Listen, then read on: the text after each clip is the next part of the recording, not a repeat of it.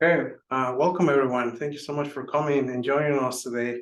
My name is Marco Palacios. I'm the president of Pacific Hackers Association, and I'll tell you a little bit about who we are, what we do. I see a lot of new faces, so again, thank you for coming. So we are a 501c3 nonprofit organization. What we're trying to do is, first of all, fix the issues in the cybersecurity field. Number one, we try to make this field more diverse. We want more women in this field. We want more people of color in the field. So again, we're trying to target parents and underrepresented communities. That is what we're trying to aim.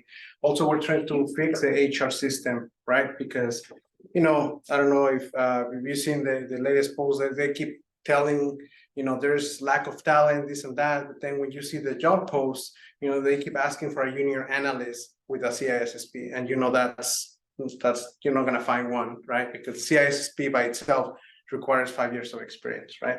And then the education, right? Because now all the schools are offering cybersecurity programs, but being realistic, by the time you finish a program, well, number one, you're going to be in depth. Number two, this stuff that they're currently teaching is not relevant or it's outdated because, again, school systems, there's a lot of politics involved. So, and they don't update as frequently as fast as they want.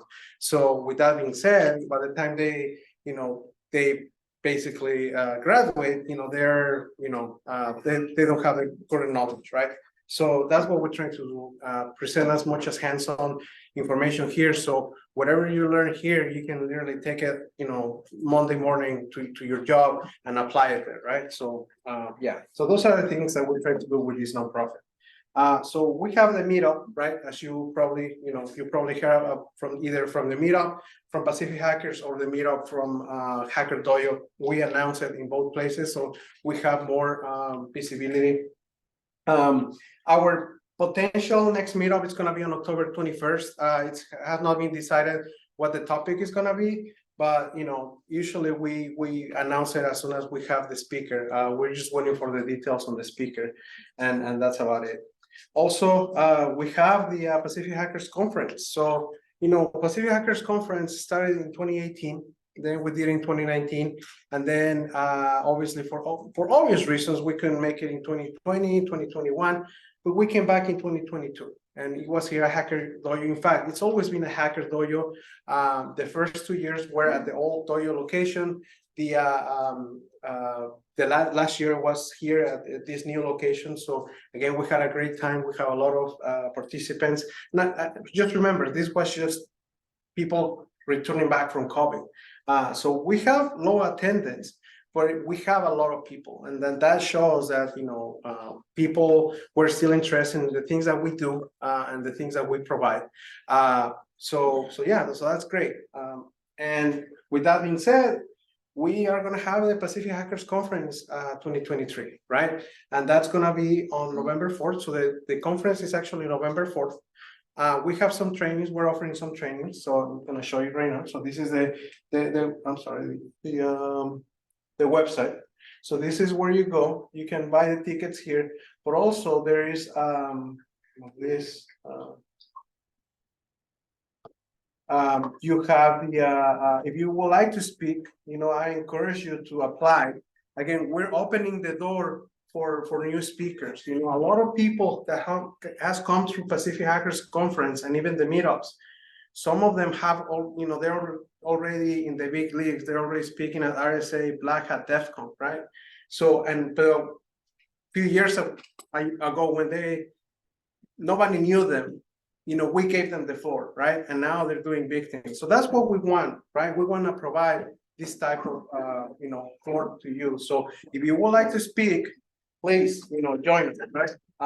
Now, if you would like to, let's see, if you would like to contribute, here is the information for the conference. It's a small fee of $35, so it's we have to charge because we have to pay for what a conference is to all the expenses, right? So either you can do it as a form of a donation, which when you go for the tickets, you can either do it as a donation, or you can just buy your early bird price. We also offer 2 trainings. One that is enterprise penetration testing by Rod Soto. This is a training that he provides all the time, right? And it's a really good training. The other one, it's a building a secure software development lifecycle using open source software, right? So this is again training that is going to happen on November 3rd. Okay, it's a Friday. And again, if you want to just donate, that's another way you can donate as well, right? So going back to the thing, so we're going to have a call for volunteers, right? So that's another way you can contribute, right? So you want to get in for free, right? So that's how you're going to contribute. So we're going to, it's open. So send us, send me an email letting me know that, you would like to volunteer. I'm actually making an exception for students, since students cannot pay, right? So I'm giving priority to students. So if for whatever reason you're not going to get picked, it's because I'm giving students the opportunity to contribute to the community by offering some hours of their service as a return. They're going to be able to access the conference. Okay. If you are in a company that could potentially sponsor, definitely please let us know, because we're definitely looking for sponsors as well. We also have a Discord server. So if you would like to join the community, there's a lot of topics that we, for discussion, from, jobs to, people asking how we do this, how we do that, blah, blah. That's a place where you can, ask those questions, right? And these are some of our, former or last year's sponsors. So, we thank them for their contributions, and obviously, again, we're looking for more. So, and one more thing, we need your help, and sometimes it's not just about money or donations and stuff like that. We need help by you spreading the word, telling your friends and colleagues who we are, what we do, what we're trying to provide. Referrals. If you know someone who's looking to get into the field, send them our way. We can provide that help from coaching to eventually placement, right? We're trying to make that direct connection to employers, right? Again, connection to the hiring managers. If you're hiring, please let me know that you're hiring, so I can point you, send you some people that we can definitely see that they're qualified. If you would like to present, you want to share your knowledge, please let me know, because we're always looking for speakers, not just for the conference, but also for the meetup, okay? And again, sponsoring. If you would like to sponsor this nonprofit or contribute, please, again, let us know. And this is my contact. If you would like to, want to contact me, here's my information, and this is basically what we do. We also, before I forget, I always forget, we launched some t-shirts that we had for prior to DEF CON, and some people start buying them, especially this one. I don't know why. We have women's size and we have men's size, and yeah, if you would like to contribute, they're $25, and again, that all goes to the nonprofit, so we can buy licenses, we can help people and stuff like that. And this one, that is just as simple as the evolution of humans, and this is where we're in a multitasking world. And again, so if you would like to contribute, please ping me, and we can definitely let you know. So with that, thank you for coming, and now let me introduce you to our speaker. So Pacific Hackers, we're known for our hands-on presentations and events with a lot of like capture the flags and stuff like that. But from time to time, there is topics of interest and things that we need to discuss as well, because sometimes it's not just a technical part of cybersecurity.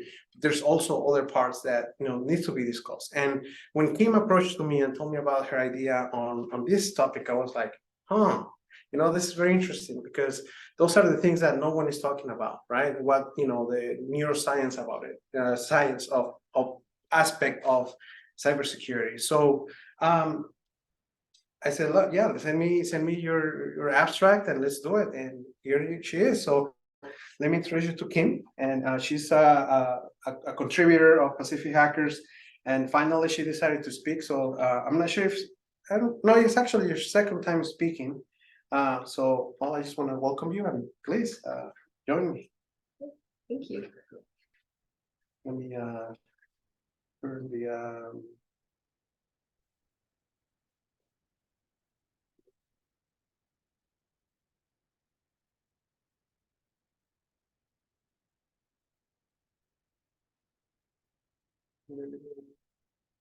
Make it easier for you. I'll put it on the first slide that you were talking about. What was this one? Maybe gonna have to refresh my memory again. Yeah. Is it three oh,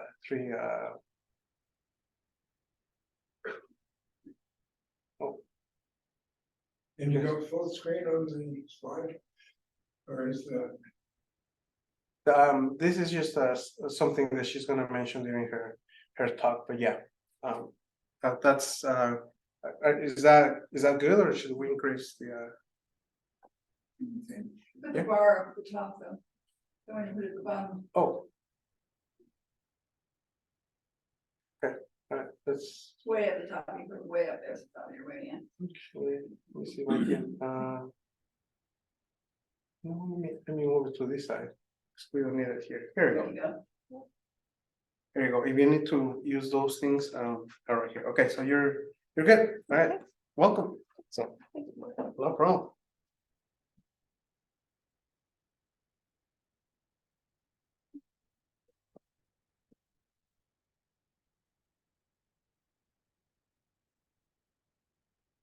Hi, thank you everyone for coming out. And so I was really pleased to be able to go and be able to put this talk together and have some people that are interested in it. And so because I actually am a student of cybersecurity, and there was a video by Dr. James Giordano, and he was talking about the brain as the battlefield of the future. And as a cybersecurity student, I started seeing a lot of similarities in the language that he was using and some of the terminology that I was learning as an IT and cybersecurity student. And so I hope that you'll go and we're gonna go and watch a short video a little bit later. And I hope that you'll go and see some of the similarities, that I saw too. And later on in the talk, we'll do an actual little exercise, more interactive. And so we're not going to be malicious, and so, but we are going to go and take some of the tools, techniques, and protocols that I'm going to be talking about, and try to go in and do some brain hacking on a fictitious character. So with that, let's begin. So about me, I previously worked in operations accounting and audit. I was looking for a big change and something that involved continuous learning, and I'm certainly getting that. I'm an enthusiastic fan of the X-Files, who developed a love for science and technology. And actually the X-Files does feature some neuroscience in some of those episodes. So if you want to go back and revisit some of those, they're the mythology ones. And so, and my interest in this topic, yeah, it's personal, because I am a huge introvert and I really want to maintain my mystery. You really don't want to go and get into my thoughts anyway.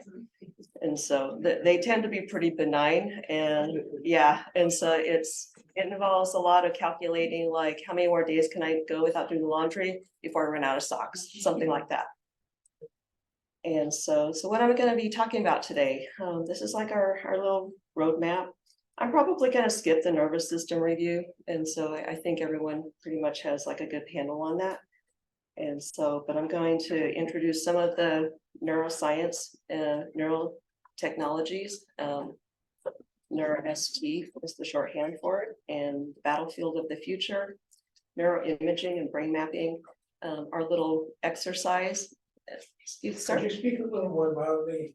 Oh, Talk to the back of the room instead of to someone in the front. certainly. My apologies. That way, and also recording the session, so you don't have to, you don't want, so. Yes. It's up to you. No, thank you very much for bringing that to my attention. So is that better? Can you hear me in the back of the room? Okay. Yes. Okay, all right, terrific. Thank you so much.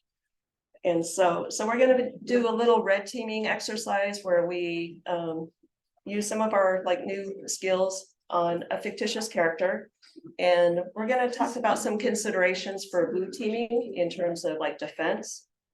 And so this is like really new neurotechnology. So of course, like defending it, we're going to have to go and do some speculation, but we're hackers. And so with the bare knowledge of how things work, we can also anticipate some defenses.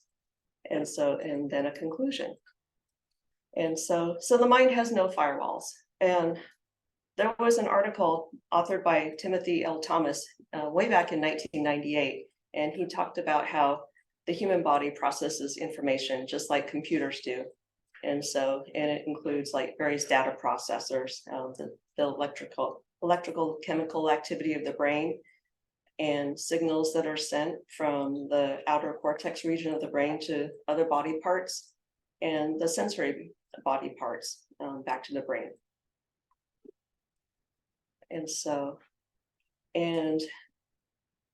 in a US News and World Report, he also described some of the wonder weapons that were cited at the time. It was back in 1998. And some of those weapons that were described were acoustics, microwaves, and lasers. And it said, and I'm quoting, "Scientists are searching the electromagnetic and sonic spectrums for wavelengths that can affect human behavior." And so why neuro warfare? And so I actually lived in Washington, D.C. when the BRAIN Initiative was announced by President Obama. And so it's a pretty ambitious initiative. And so, but lately there have also been several items that have been garnering a lot of attention and debate. And so, but with respect to the BRAIN Initiative, I'm going to read directly from their website.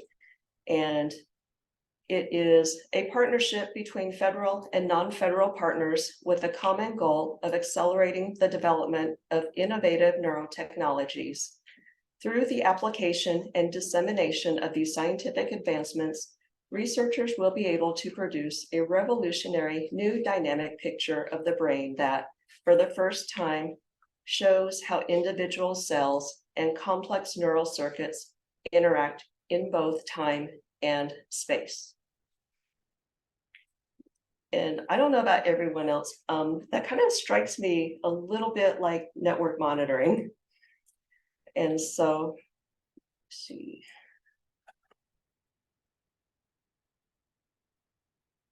Pardon me, my notes are taking up more space than I think I've been allotted.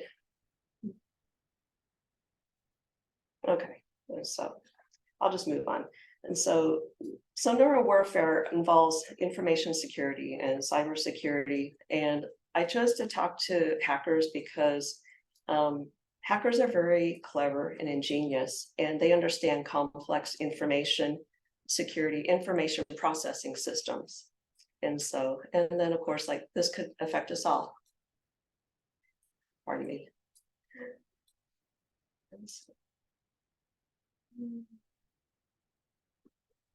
I lost my pointer. I'm sorry about that. What did you find? I lost my pointer. Right here. You just have to move it over. It's good. Okay. There you go. Thank you. Somewhere here. Oh, here it is. There you go. Now you're back in here. Okay, thank you. And so I think this graphic does a really good job of providing some context for like how information warfare, cyber warfare, and cognitive warfare all fit together. And so I actually had to go and borrow this from the paper that is listed at the bottom there. And so, but we can go and see that, you know, things like influence operations in the top upper right corner. And so does that sound a little bit like social engineering? And so we see a lot of things that we're really familiar with already.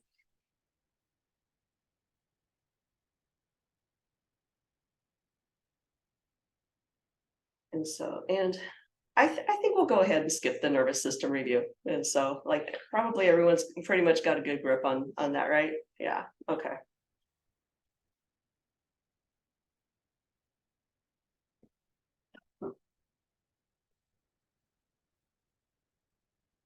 Okay, so we're going to go and get straight into the neuroscience and neurotechnology. And so I came across this paper by Professor Armin Krishnan, and it's called Attack on the Brain, Neuro Wars and Neuro Warfare. And he, in his paper, he uses the two broad categories that were suggested by the Royal Society. And the Royal Society, that's one of the groups that is studying neuroscience and neurowarfare, one of many groups. And so, but they generally fall under enhancement and degradation technologies for military science. And he did say that the enhancement technologies are tending to be developed more openly, whereas the degradation technologies, those are the ones that are more secret, and trying to get information about their development is pretty difficult. There's not a lot out there.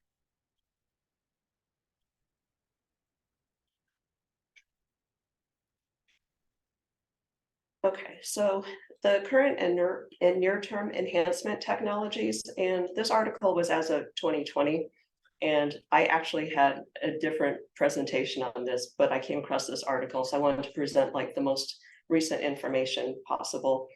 And so, so for enhancement technologies, they've got the pharmacological agents, neurotechnological devices, and I've got a star there, and I'm marking them with an asterisk because those are the ones that we want to, I guess, like take a second look at, because this is a technology group, and intelligence applications. And so we're continuing with the enhancement technologies. And so the neurotechnological devices can include electroencephalogram, EEG based neurofeedback, transcranial neuromodulation, and brain machine interfaces. Are these things that have already been implemented, or is this like forward looking? I beg your pardon? Are these technologies that already exist, or are these kind of like future possibilities? Let me see. Which ones? The EEG based neurofeedback, transcranial. And so, well, transcranial neuromodulation, my understanding that has actually been in use for quite some time. And so, and we're actually going to watch a video, part of a video, 25 to 30 minutes by a real neurologist. And so, and he can go and give you some background. And so I really don't want to speak too specifically about neurology because like, I'm not a neurologist and I really don't want to go and misinform. And so I'm just going to do my best to present like what I'm finding and like let the experts do some talking like in their videos. And so, but I hope you really enjoy the lectures. And so current and near-term impairment technologies, they've also been called degradation technologies. And these are the ones that are a little bit more, well, a lot more difficult to get information about. And so, because they're weapons, and so they include neuropharmacological agents, neuromicrobial agents, organic neurotoxins, and the neurotechnological devices. And so, and again, I wouldn't put a star next to the last one because this is a technology group, and so I'm going to go into more detail on those. And so those devices include directed energy delivery systems or directed energy weapons. And so, and as IT people, you're already dealing with the electromagnetic spectrum, right? And so like a lot of folks know a lot about signals processing analysis. And so that's one of the things that really stuck out for me. And then the transcranial neuromodulatory systems and nanomaterial agents. And so that's referring to nanotechnology. And so now this is the part where we can go and look to a neuroscientist. And so Dr. James Giordano, he gave a 2018 lecture at the Modern War Institute at West Point. And he talked about how there's neurotechnology that can assess, access, and affect the human brain. And specifically, some of the things that I wanted to go and point out for his lecture is that he's talking about brain imaging, big data, like collecting massive data sets, of brain imaging information. And he also talks about what he was referring to as human terrain. I can't remember exactly the word. Human terrain, I believe it's information gathering. And so, but we can go and listen to the video and what we're going and referring to is like, that sounds a little bit like social engineering to me. And so, let me see here, if I can go and get this.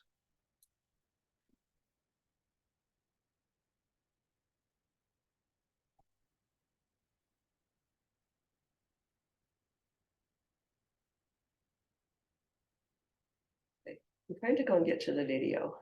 Oh, sorry. Pardon me, sorry about that.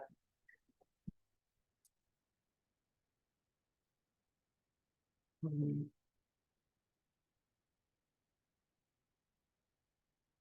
if they can hear. Yeah. Very difficult to be able to hear because of sound. Hold on, let me see if I can get you up here.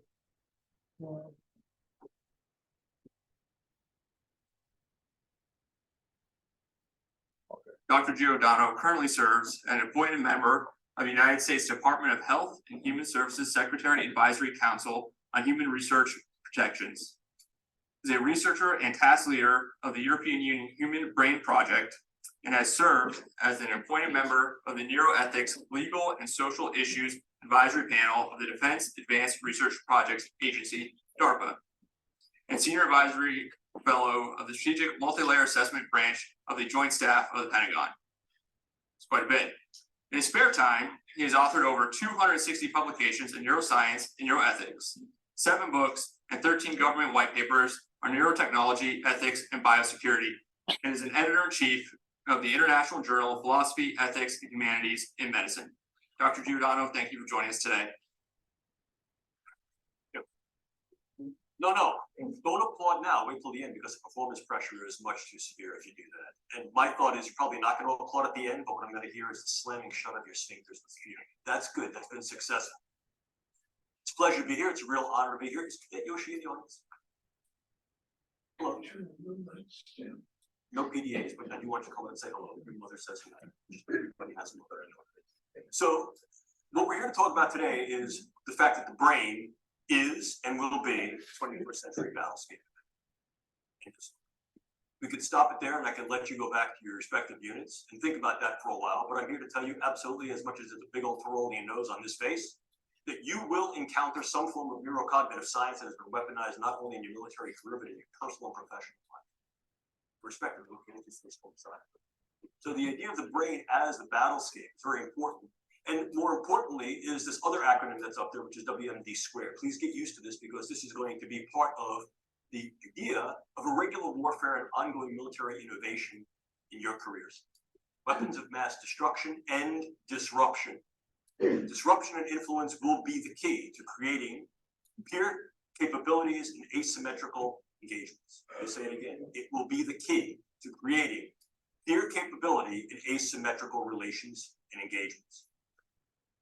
If we talk about what brain science is, let me just give you a little bit of brief background on this field that is now called neuroscience. As a titular field, as a named field, neuroscience has only been in existence for 40 years. I know that because I've been a neuroscientist for about 38 years.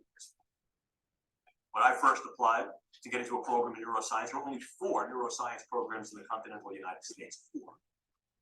Right now, at this particular point, there are well over 200 dedicated university and collegiate programs, several programs at the junior college level, several programs at the high school level, and many dozens of independent think tanks and philanthropic organizations solely devoted to brain sciences. That's just here in the United States. Furthermore, it becomes critically important for you to understand is that brain science is not just the United States enterprise effort, nor is it singularly an effort of the United States allies worldwide. Increasingly, it's becoming an international, multinational, global, and independently exercised event and endeavor, which increases the capability of the brain sciences to develop not only new theories, but ever more sophisticated tools. I like this slide a lot because what it presents for you, ladies and gentlemen, is essentially a century-long history of brain science, even before it was called neuroscience. let's face it, for as long as human beings are looking at some reflective pool and recognizing the back at them themselves, there was some interest in what makes me me, what makes me think, what makes me feel, what makes me behave the way I do and you behave and think the way you do. What is my sense of self? Do I have free will, and what is the nature of that? How can we affect that in a variety of ways that go from the non-kinetic all the way to the kinetic? If we take centenary jumps into the era of the Enlightenment, we can see the great thinkers that came before and during the Enlightenment, inclusive but not limited to people like Rene Descartes, pondered the idea of what that means. Cogito, ergo sum. I think, therefore I am. The inverse of the statement that in many cases was implicit but now becomes ever more explicit is what makes me think. I can understand what makes me think and makes you think and makes you feel, then that understanding may in fact flavor, if not directly influence the way you and I interact. But more than that, if in fact I understand how it is that your brain does what your brain does, I may be able to access your brain and affect your brain, indirectly and directly. And what this allows us to do is to create tremendous potential and possibility and probability, potential, possibility, and probability of what the brain sciences can do and will do. Remember these three letters, A, and A. Keep them as your viable mantra for the duration of this course, today, and throughout your professional careers and each and all of the opportunities that you have to interface and try to understand the power that the brain and cognitive sciences can yield. A, the ability to assess the brain and its functions. A, the ability to access the brain on a variety of levels, from the subcellular all the way to the cellular. A, the ability to affect the brains and the individuals in which those brains are embodied and the ecologies in which those individuals act, gauge, counter, from the level of the individual to the group, to the community, to the population. Look at the power that understanding, tools, techniques, brain sciences afford. It's there before you on the screen. Obviously, if in fact this gives me some insight to the way people interact, inclusive of the way they may interact in bellicose, aggressive, violent, and volatile ways, and it also confers upon me certain powers to be able to influence that, alter that, change that, mitigate that, then clearly I'm able to use the brain sciences as we have tried repeatedly in the past to influence the postures and capabilities not only of our own individuals who are engaged in warfare, intelligence, and national security operations, but those who seek to threaten us. In other words, we can utilize these things in national security, intelligence, and defense. Please look at the timeline. A mere 10 years ago, 2008, the National Academy of Sciences National Research Council convened a group to create a report dedicated to if and why, how brain sciences might be viable, valid, and of value in national security, intelligence, and defense operations. And in 2008, they did a 5-year retrospective and came to the conclusion that although these things may be valid, their relative viability, value at that particular time rendered them not ready for prime time play. Our group, working with others internationally, inclusive of the Nuffield Council in the UK, proceeded forward from 2008 and did a slightly deeper dive, looking at international capabilities, limitations, and delimitations in the brain sciences, and came to a very, very different set of conclusions. Not only were the brain sciences increasingly being considered, interested, and used for possibilities of national security, intelligence, and defense, but they would continue to be so as more and more countries internationally developed the capabilities and the specialized agendas to be able to look into the brain and affect the brain.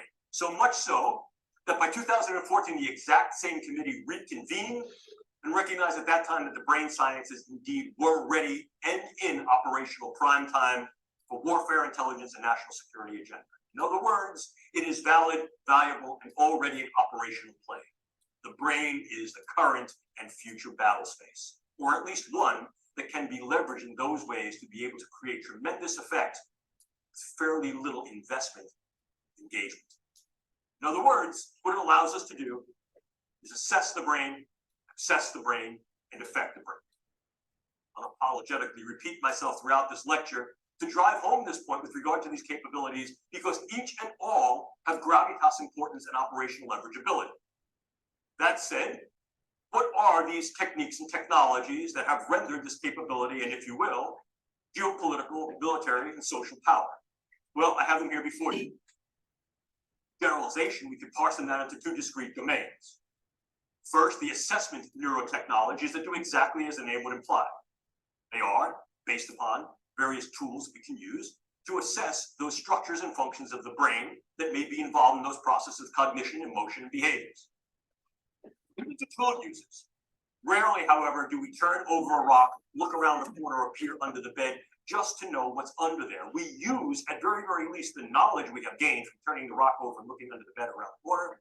And very often those things that we find under the rock, under the bed, or around the corner become tools for us to use in a variety of other engagements. Brain science, like any other science and technology, is no different. Earlier in the day at lunch, Major and I had a conversation about the viability of different types of research. Science for science's sake, science just to know because that's where your interests lie. Oh, look, I've been an academic for well over 4 decades, and I can tell you that that kind of research is wonderful. But when that research is generated for a purpose and when it's funded and when that purpose deals with those things that are near and dear to the health, survivability, flourishing, and protection of kith and kin, then that research is operational research that has an end goal of use. This is what this is about. It's not just a question of trying to figure out what makes the brain tick in the way it's built. It's can we get in there to affect the ticking and talking, and by affecting the way that brain is built and the way it functions, influence in ways that are kinetic and non-kinetic, the attitudes, beliefs, thoughts, emotions, activities, and relative vulnerabilities and predispositions of those individuals for whom both we are responsible in terms of our own forces, perhaps to make them better, more insulated against injury, operationally protected and enhanced, than those who may threaten us. To do that, we need to intervene. So the other dimension of these neurotechnologies are interventional neurotechnologies. Now, I'm not going to bring you down the rabbit hole of what each and all of these things do, because you don't want to be a neuroscientist, and I'm certainly not going to make you a neuroscientist in an hour. But I think it becomes important to dial into a little bit more clarity and with further granularity what we're really talking about when we talk about these relative assessment and interventional technologies. In the former case, probably the one that gives the most rise to both provocation and contention, are various forms of neuroimaging, the ability to image the living brain, to be able to see what brain areas are differentially active as we engage in thoughts, feelings, emotions, and tasks, and to then correlate the interaction of those nodes and networks with discrete patterns that occur not only in individuals, but in groups of individuals. In other words, if I can see how this gentleman's brain works, whether he's awake or falling asleep, the idea there is that I can then understand, I'm only kidding, I can understand better, not only what makes him happy, agitated, engaged, or tired, but I can then in some way alter my discourse to be able to make him feel happier, more engaged, and less tired. In so doing, I can take the information I have about the way a brain works, and I can put it to good use, practical use. Think about this. I know what makes you tick as an individual, and I'm then able to generate patterns of how you as an individual relate to, are similar to, or different from other individuals. I may be able to then generate information that allows me to interact with you on ways that are more meaningful to our level of interaction. In other words, the more I know about what makes you tick, the more my interactions can be geared with you to make you tick the way I want you to. The way I want you. Obviously, it takes some energy to put people into a big magnet to scan their brain. There's a whole bunch of things that are limitations of brain imaging. We recognize that. That's part of the mission. We seek to delimit those particular constraints and through the use of co-registered different forms of neuroimaging make it better. Some of these forms of neuroimaging are fieldable, operationalizable in field missions. Some of them are not. We're seeking to make these things more operationalizable, not only for military medicine to assess individuals who may have incurred brain injury and or the effects of brain injury inclusive of things like PTSD and other forms of neuropsychiatric disorders, but also to understand better how it is that our individuals are able to think through certain situations, how their brains work, and be able to classify those individuals and perhaps specify the way we train them, the way we sustain that training, the way we maximize their performance. We can use other methods as well. Genetics, biomarkers, and information. That information is critical. One of the things you must learn as military personnel, your demographic, biological, social, and psychological information exists in your jacket. It is in fact retrievable in real time. That information becomes ever more important as we try to understand the you-ness of you. And the nature to classify that information, hold that information secure, doesn't only exist on the medical side with regard to your HIPAA records, but increasingly is becoming a concern for national security. When these large-scale big databases of brain structure and function, physiology, biopsychosocial demographics become ever more available and ever more relevant to what's making you tick, what's making you talk, what's making you strong, what's making you vulnerable. And the fact that other nations, inclusive of China, Russia, are engaging in large-scale neuro big data initiatives to be able to create large-scale databases that can join not only imaging and physiological, but as well as other forms of phenotypic and genetic data of the entirety of populations renders great power because there's great capability in that information to know where key points of strength and vulnerability may lie, and also to intercede, to inject information to in some way be able to affect what appears to be your medical record, your personal record, the evidence that is you.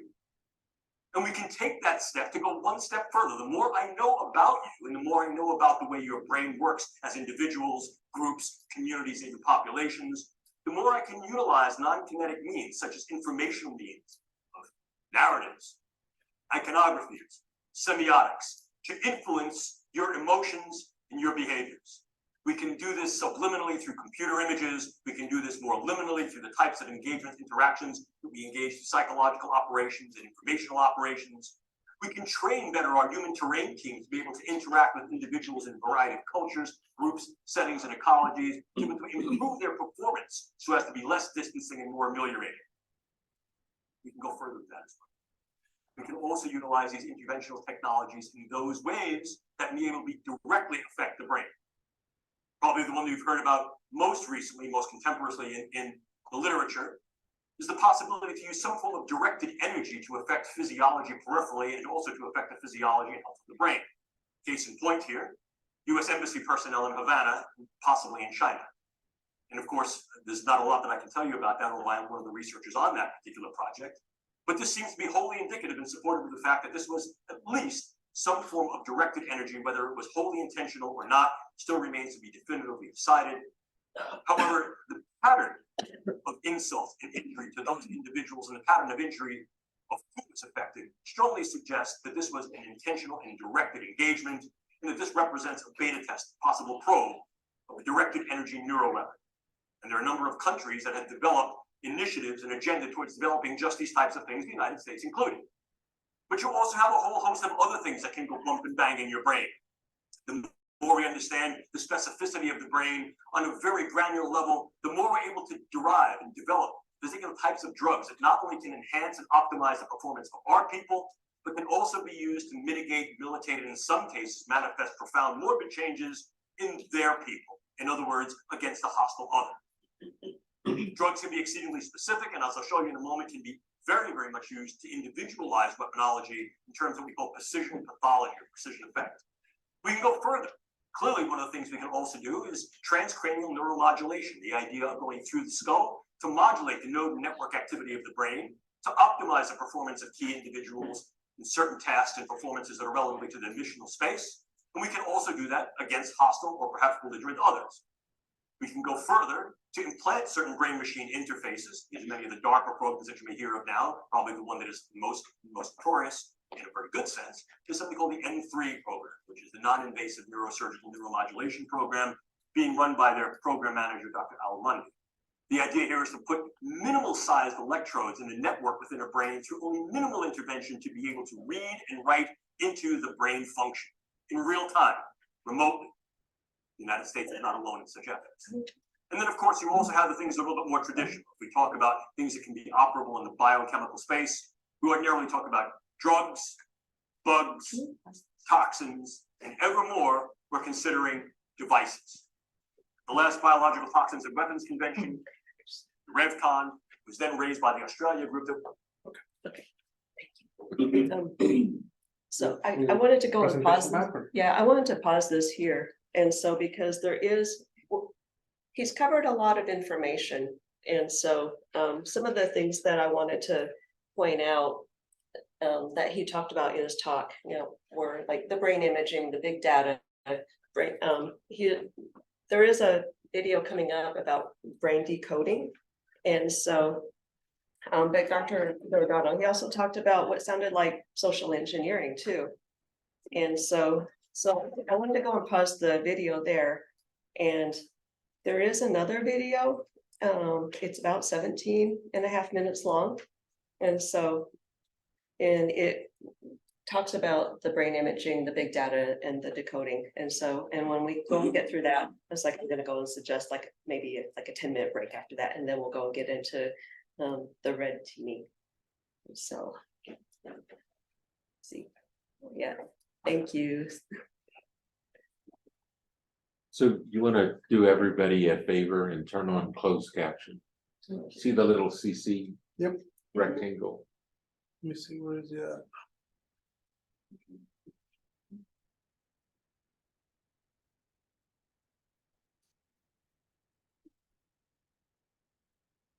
Is it correct? Yeah. Okay.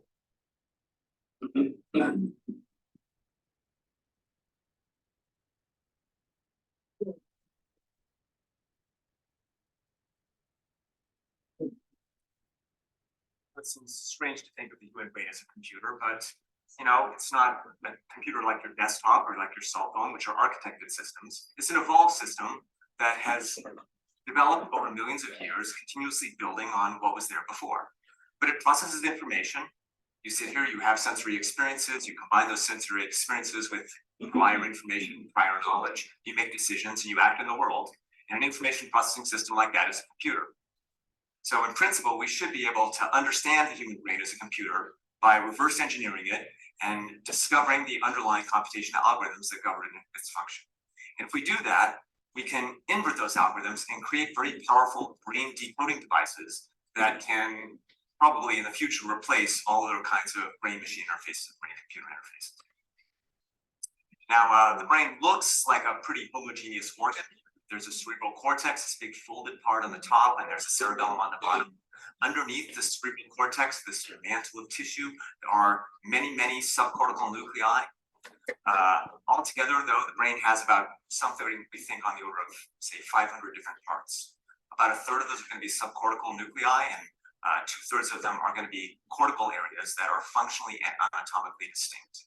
And these areas are hooked together in very dense networks. We don't really know the areas yet for humans or exactly how they're hooked together, but animal studies suggest that the brain is 50% connected.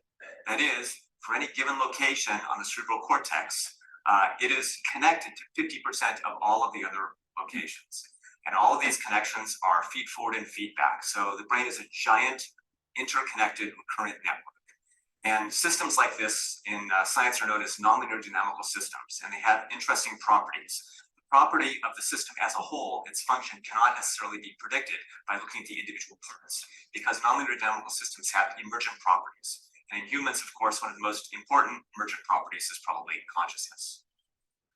To get a handle on what the human brain is as a computer, to understand its structure, we can first of all try to map it. We can separate the cerebral cortex into its distinct anatomical and functional parts and try to get a handle on them and then look at how they interact. Now, people have known for hundreds of years that the human brain was divided into parts. And they tried, mostly unsuccessfully until recently, to really parse laid out the cerebral cortex, that main part of the human brain that you see on in a slide that distinguishes us mostly from lower animals. They tried to parslate the brain using a variety of methods that were mostly unsuccessful. The most notorious of these is phrenology, a 19th century discredited science in which people tried to look at the bumps on the surface of the skull and infer from the pattern of bumps what the underlying function was of the tissue underneath the bumps. Today, we all laugh at this, it seems completely silly, but the phrenologists weren't completely crazy. They had very poor methods, they were very poor scientists, but they did have one good idea, which is that the brain is functionally localized. And today, we can map the functional localization of the brain using powerful methods, such as functional magnetic resonance imaging. So I'm going to show you an example of an fMRI experiment that kind of gives you a flavor of the kind of data we can recover from this method.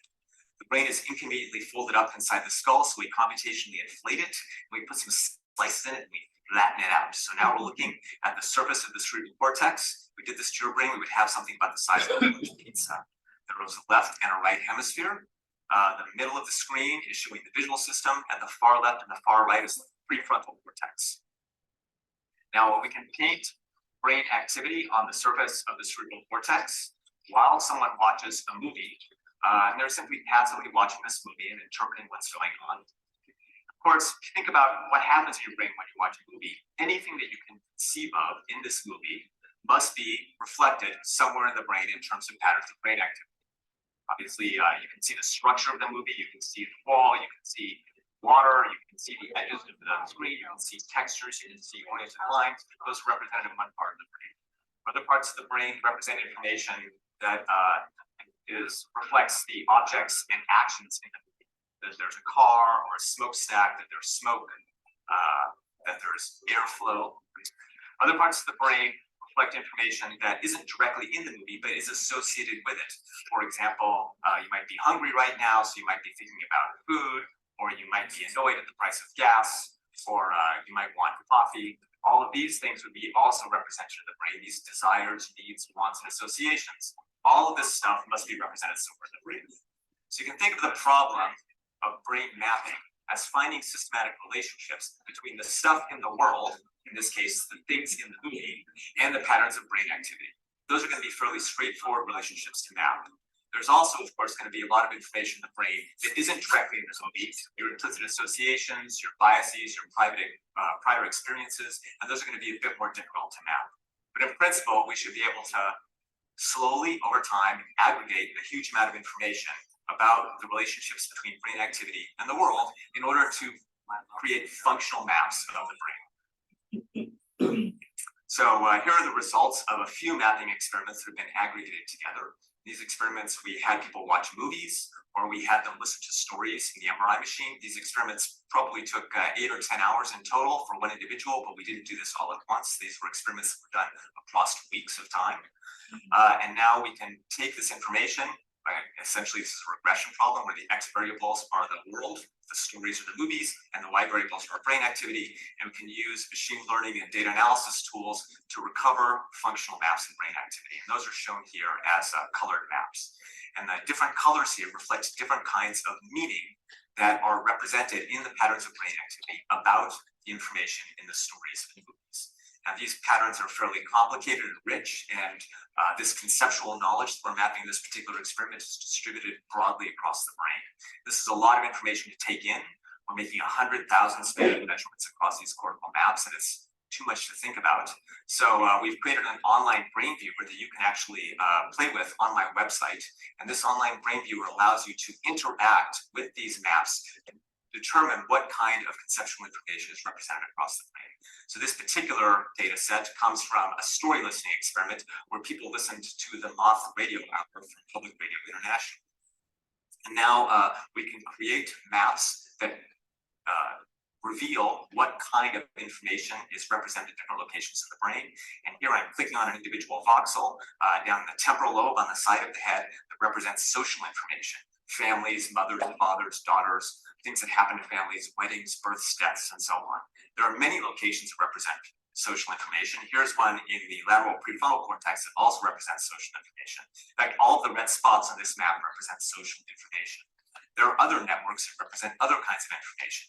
For example, here's a spot in the posterior parietal cortex that represents numerical information, numbers, time, money, mathematical equations you might be processing in your brain. Anything related to numbers is represented in this network of brain areas. In fact, there are networks for hundreds of different kinds of conceptual information. Every piece of conceptual information, truth, dreaming, sculptures, anything you can think of, these concepts are represented in multiple locations across the surface of cortex. And each location on the cortex represents multiple kinds of information. Now, of course, brains aren't all the same. Everyone has the same ears, everyone has the same ear bits, but everybody's ears look slightly different. And it's the same for brains. Everyone's brain is essentially the same in its general form, but all individual brains are different. And we can aggregate data across different brains, like we see here. We can see that about a third of the functional activity in brains is shared across individuals, and about 2/3 reflects individual differences, which are both developmental and experiential differences that are reflected in function. Now, even though there are individual differences in the brain, Because the brain is essentially a collection of wires, which are the nerves that connect different areas together, there's a very strong relationship between the structure of the brain and the function of the brain. And by aggregating data across many subjects and using computational modeling methods, we can create a mathematical model that links an individual brain anatomy to the distribution of function across that brain. Here we show one particular functional map for one individual who's listening to stories, and this is a conceptual map. This is mapping 2,000 different kinds of objects and actions that can occur in stories across one individual brain. There are about 160 different brain areas that represent conceptual knowledge in these stories. We can do this for any individual. Now, up to now, I've suggested to you that the brain is static, that different places in the brain represent a certain small constellation of quantities, and that those representations are static. In fact, they're not. The way the brain is designed, there are emergent properties that arise as a consequence of the task that you are trying to perform that actually change the way that information is represented in the brain. So this is data from a simple experiment where we have people passively watching movies versus attending to humans in the movies versus attending to vehicles in the movies. You can see that the conceptual maps in these three different cases are different. And actually the maps vary the least in the visual system. These functional maps vary enormously in prefrontal cortex because prefrontal cortex represents abstract thought, plans, goals, things like that.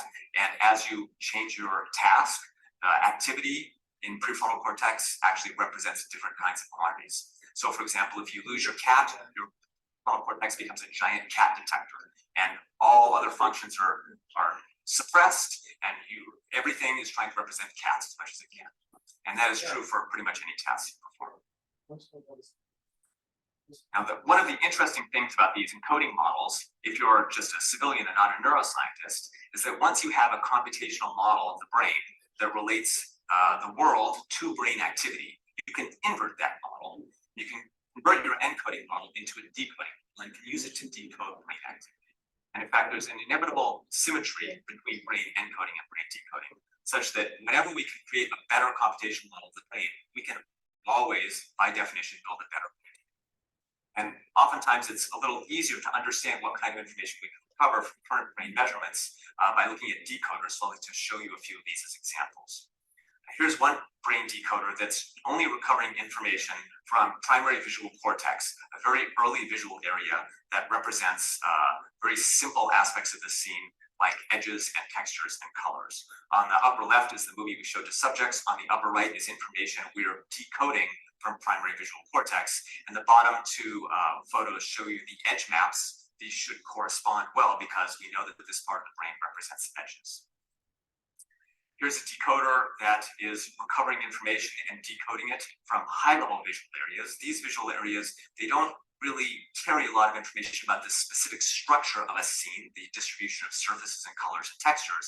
They carry information about the content of the scene, what people were present, were there objects present, the semantic information of the scene. You can see that this decoder also works fairly well. It doesn't do well when the scene changes very rapidly, like right now, because these MRI changes that we are measuring are metabolic, not neural, and they are fairly slow. But when the scene changes slowly, the decoder does quite a good job of recovering information about the semantic content of the scene. So where is this technology going? Well, the analogy I like to make is with early photography. This is the very first photograph that was taken by Joseph Nietzsche in the south of France in the early 19th century. And this is a bad photograph, right? No one would pay for this photograph, but you can see that it is a photo. There are walls, there's a horizon, there's a roof. You can tell it's maybe some sort of farm scene or a village scene. It is a photograph.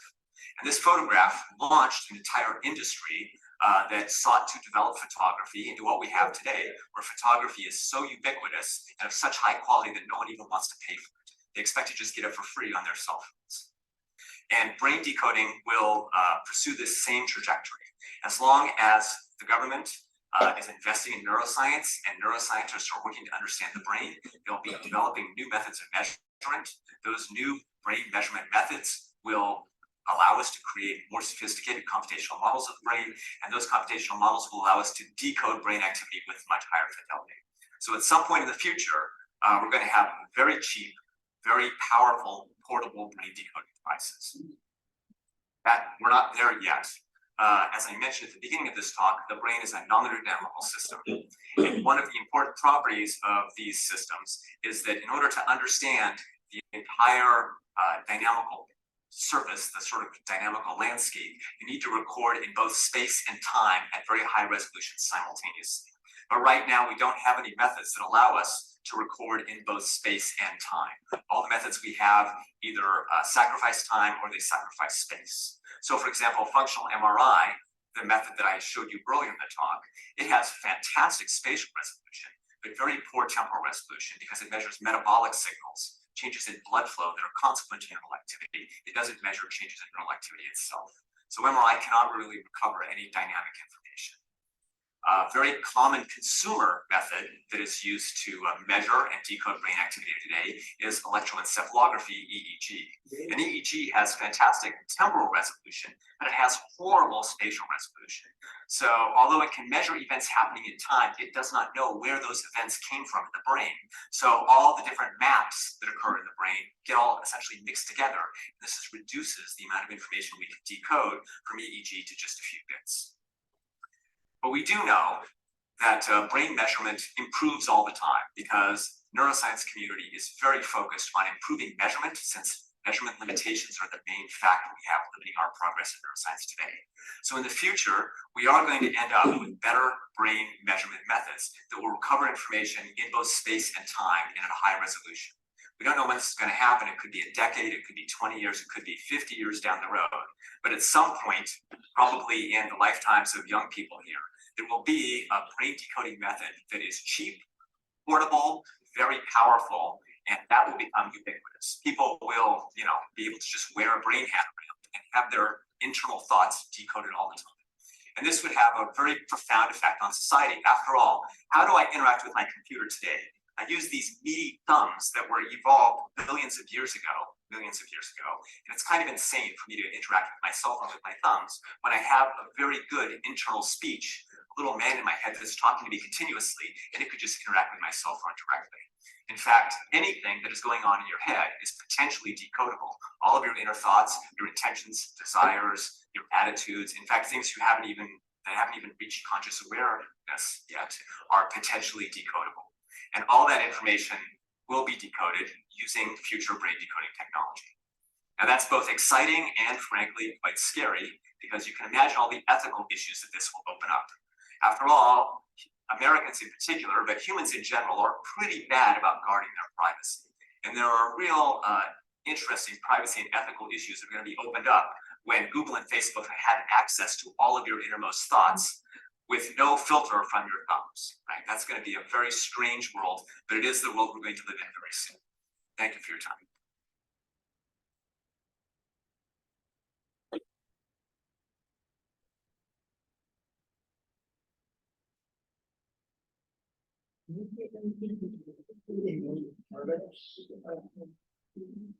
Good morning.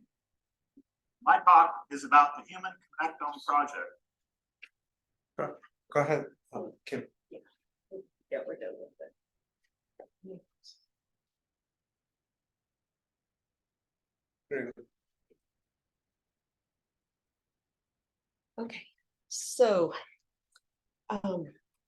we heard some things that relate to cybersecurity. And so things like, I think about like network mapping. He was talking about brain mapping.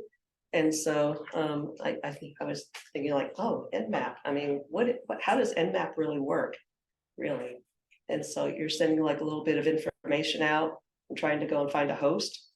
And so, and if you're like trying to figure out like what part of a brain is activated when you introduce a stimuli, yeah, it's kind of the same. And so I was thinking from this point on, so if we're going to go and do some red teaming on a fictional character, and so, and try to go and figure out, it's just like how to go and introduce this character that reportedly likes donuts, for example, and just like plant the suggestion, he really wants a donut. And so like, how could we go about doing that with the information that we've covered so far? And so, so there was reference to, let me see here. Dr. Giordano made some reference to subliminal information, like some images being transmitted. I have no idea how any of that is taking place. And so, but, you know, to a degree, I would suggest that we're already being manipulated somewhat by advertising, right? Like, I can't tell you how many garments of clothing I bought that really don't fit very well, and shoes too. And so, and I was persuaded to buy some expensive items, you know, that I really didn't need. And I think that's a little bit behind the times because China has one province in particular where, like, for example, a train engineer wears a hat and it can tell if he's paying attention to the tracks or doing something else. Right. And it notifies him as Right. well as the control panels and the boss and all that good stuff. And, Right. they're using that in a lot of ways. One of the things they do is their philosophy is that if somebody's happy in their job, they're more likely to succeed. And so their hats tell them, is this person happy or sad, you know, and so forth. And Right. they've had that for a couple of years now. Right, and that, I think that speaks to some of the ethical and issues and privacy issues, you know, that Mr. Gallant or Professor Gallant alluded to. And so, and I go and think about, I think about cognitive liberty. And so, do I want my employer to know, like, necessarily, like, when I'm like happy or sad or, you know, disengaged or distracted or something? And so it strikes me as another tool to go and like eke some more productivity out of us. And so, like, yeah, we want to go and like work hard and be productive and good at our jobs. And so, but the privacy issues like do alarm me quite a bit. And so it also kind of like raises questions in my mind about intellectual property. And so, I mean, okay, so maybe there's really no value, intellectual property value in my mental calculations of how many more days can I go before, like, you know, doing the laundry before I run out of socks, for example. And so, but does anyone really have the right to that information? And so, but one of the things I wanted to go and like explore is like, so how would red teaming look like using the cyber attack cycle? Like if we wanted to go and use some of these vulnerabilities of the brain to attack Homer and, you know, this fictitious character and suggest that he had, you know, he really needs some donuts, like how would we go about doing that? And so, well, first of all, like we know from some initial reconnaissance that he really likes donuts. And I did that because like I looked up on Wikipedia. and so, but some of the information or some of the attack cycle steps to go and attack the human brain, I think it is very similar. I see a lot of parallels, you know, to the cyber attack cycle. And so, and I was just wondering, in terms of like, we learned a little bit about like the imaging. And so, and I was just like wondering, like using some of the attack techniques of red teaming, like what does living off of the land look like? And so, because Dr. Giordano like referred to like, well, you know, you can't go and get these humongous MRI machines out there. And so, but I was, you know, this is my imagination. This is why this is a thought experiment talk. Like, what is already existing in our environment that could mimic, that could be used as a neuroimaging device? And so, and what is also producing electromagnetic radiation to go and make these technologies work together? So those are some of the questions that I had. And so I was hoping that maybe some of the folks that have like some really good signals analysis and processing knowledge, like, you know, they could be contributors to this conversation. And so, sir, Yeah. I have a sister-in-law who's suffered a stroke. uh-huh, She seems mentally awake and aware, but she cannot talk. And she has limited motion, muscular control. And it seems like something like the feature detection that Emoto appears to have would give her an avenue for communication that she right now is totally missing. You know, it does. And so, and that sounds like one of the really terrific benefits for this technology. And so, and that's like, I think there are two sides to the technology. And so, it's kind of like on itself, like a crowbar is not really, a bad tool. And so, I mean, like, if I was to go and like come to the hacker dojo and try to break in after hours, like, well, yeah, that's a misuse of it, right? And so, there are these like applications, actually at the internet. It was the original ARPANET. Yeah. It's got some tremendous medical things too. Mhm. There's a guy named Hutchinson at Stanford who discovered that if you insert a probe in a certain area of the brain, it'll stop all the shaking from Parkinson's disease. And that's now a nationally recognized routine treatment for Parkinson's. He also found, excuse me, about 4 years ago, that if you insert an electrode at a certain point, it will treat ADD. And I happened to be at a talk where I was asking for people to take the first patient, to go through it, but it turned out fine, and the FDA has approved that. And there's a number of other things like that. And the thing that's helped a lot is and I wish I could remember who it was or where exactly it was, but in Boston with fMRI, and there's a specialized kind of fMRI, they're able to actually trace the brain patterns, when it goes from one section to another. So. Right. And so, and in these, I think it's particularly in Professor Gallant's presentation, he mentioned some limitations with the existing technology. And I go and think about it in terms of like these big data sets being like collected together.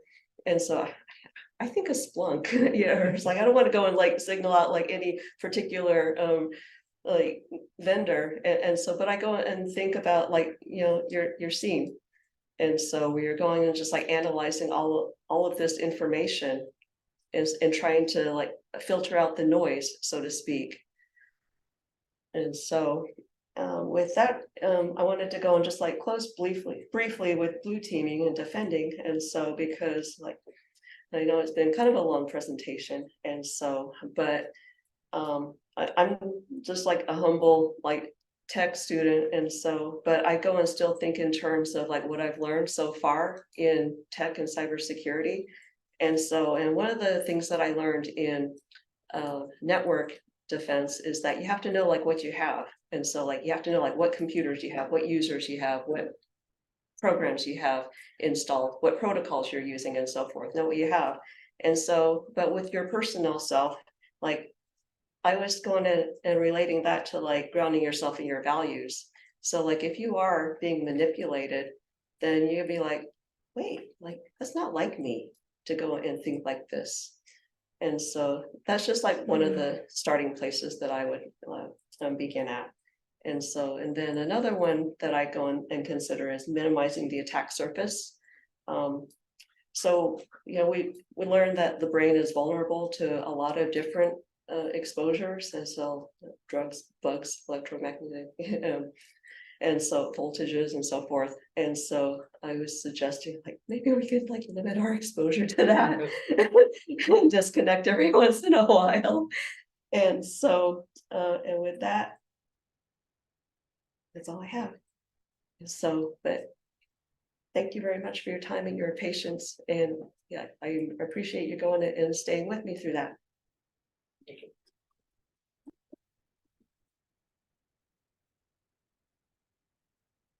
Thank you, Kim, for this was also information, and again, we have to say that again, the neuroscience and and how the mind works and everything, comes to big play in cybersecurity and the actual MGM breach. I don't know if you've seen the news like a couple of weeks ago, was because of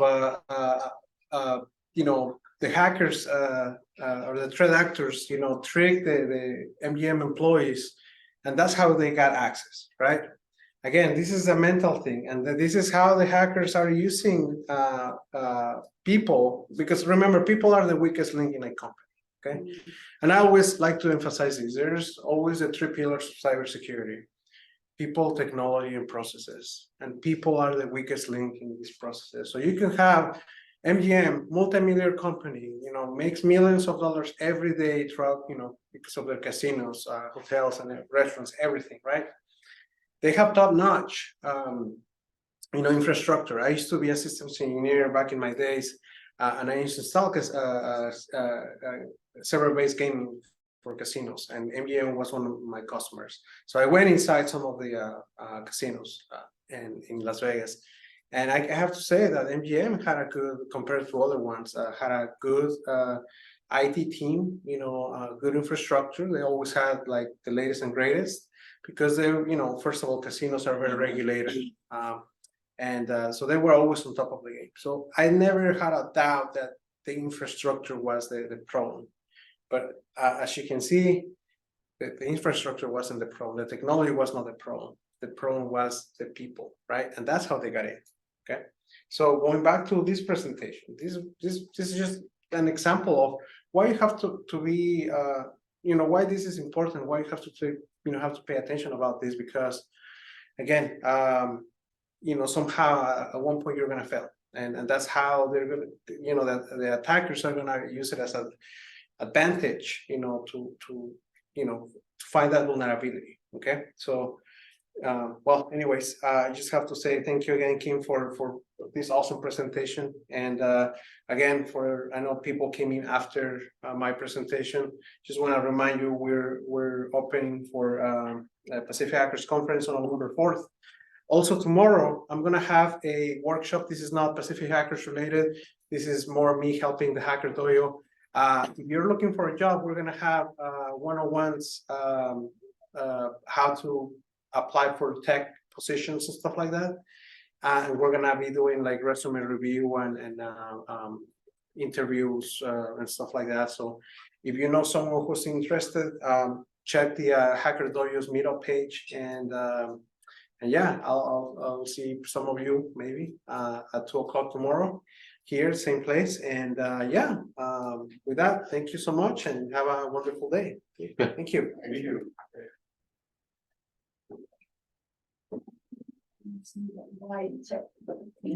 I love him. I can tell us some of these trends. Yeah. Funny line. You mean something.